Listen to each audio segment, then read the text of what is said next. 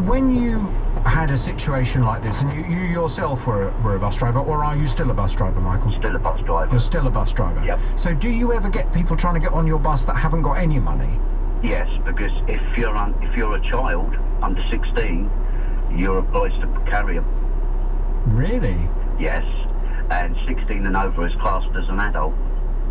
So if a child flags you down at a bus stop and you stop and they say, I haven't got any money, but can you take me to such and such, you have to take them?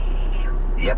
Is that just something specific to your company, or is that... I don't know. I think it might be law, but I'm not too sure. But I know most bus companies are obliged to do that. But then don't you end up with people taking advantage of that situation? Yes, you do. Yep.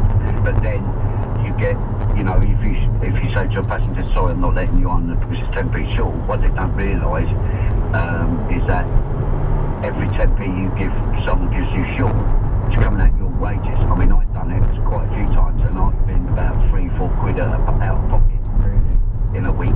Yeah, because I've let people on who haven't got the right money. Well, that just shows you the other side to all of this. Thank you, Michael. Karis in Bedford. Hello, Karis. Hello. Hi.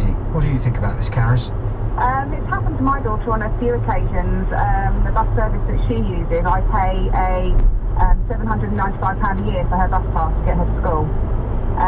It does entitle her to use certain services at the weekend, which she does, actually she has used.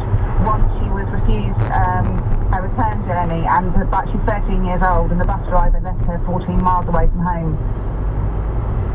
Really?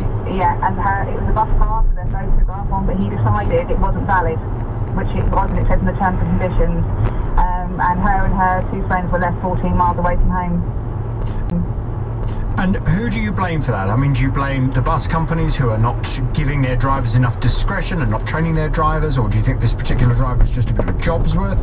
I think there are a lot of jobs worth bus drivers out there, unfortunately. I think I'd put them in the same camp as doctors, receptionists. But also I think they did identify it was a distinct lack of training, which doesn't help my daughter at 5 o'clock on a Saturday afternoon.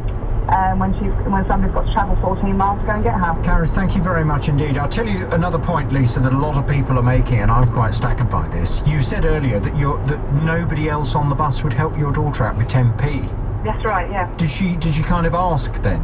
No, because I was sitting on the bus and I was listening to the conversation. I go, I love this, okay, take it. But no, she didn't ask, but no one offered it either.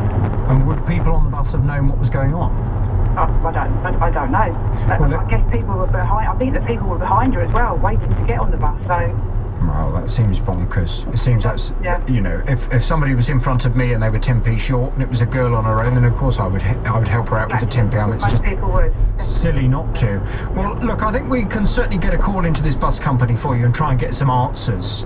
And I think the answers are twofold. We need to find out, first of all, whether the ticket that your daughter had bought was valid for her to get on that bus, and then I think we also need to find out what kind of discretion their drivers have to let 16-year-old girls on their own on the bus if they haven't got the full fare. Yeah. Hang on there, I'm going to pass you back to Tim and we'll get back to you with some answers. Three Counties Sport. Tomorrow night from 7, Watford are away to Bournemouth. And you can't have much better preparation than scoring 7 in your last game, can you? And it's a goal!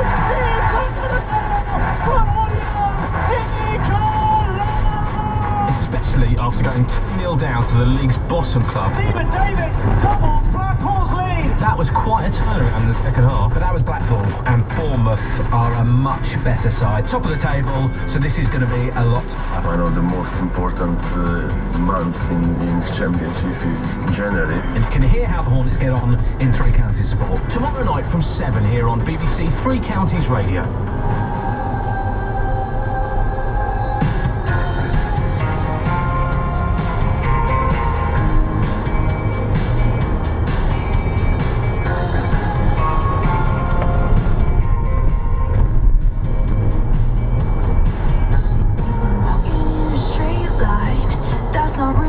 Style.